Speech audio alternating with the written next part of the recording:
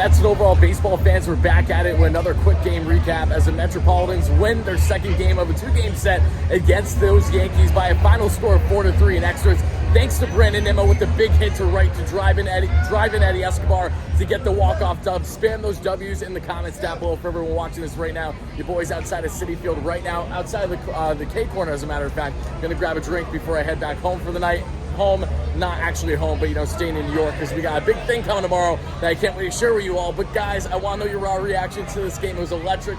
Again, wasn't the best game by any stretch. It was a really frustrating one, a tight ball game. But thankfully, the Mets legged it out with that huge hit by Nimmo there in extras that we saw. But more than anything, it was a pitcher's duel early on that we saw between Garrett Cole, arguably the best pitcher in baseball, many could argue right now, especially in the AL, versus Justin Verlander, who desperately needed a bounce back outing, and he did. JV going 6 innings of only 1 earned run ball, and there were 0 walks. That's the biggest takeaway. No walks for JV. That is going to lead him to success. Got beat around a little bit there at a 20-plus pitch inning first, but then grinding things out and got more in a groove.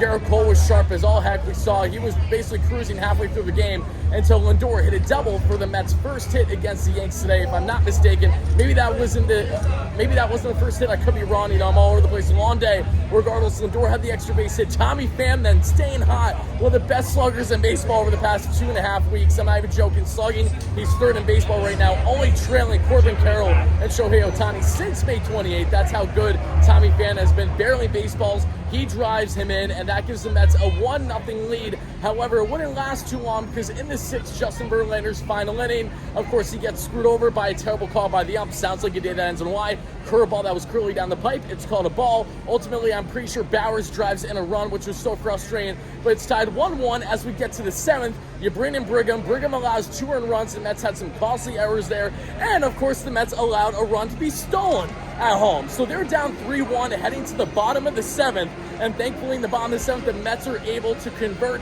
tie the ball game up. That is what they needed. It's so huge. Frustrating that, again, Marte, when he was able to drive in and tie the ball game, then Nimmo was out there at second base to review at Citi Field. He was clearly safe, but again, surprise, surprise, the Mets get screwed in a call that they deemed as, too close to really overturn, if you will.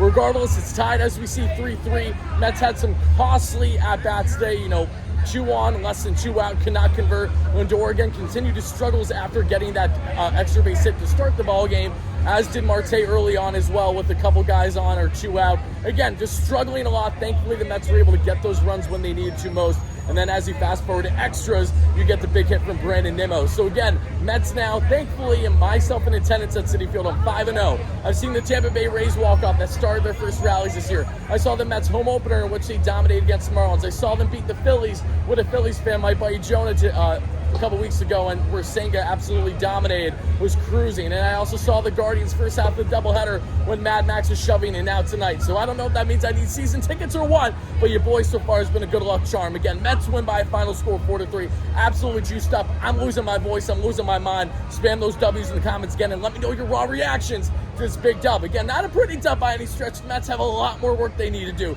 This team is far from great. This team is far from consistent, but they needed the W. They got it, and hopefully they can build off this momentum into a huge series this weekend against the St. Louis Cardinals, who have quite literally been, to this point, easily the biggest disappointment in all of baseball. So we'll see what happens. Until then, thank you guys so much for the support. Stay tuned. Big stuff coming tomorrow that I cannot wait to share with you guys at some point. And as always, let's effing go Mets, baby. Peace out.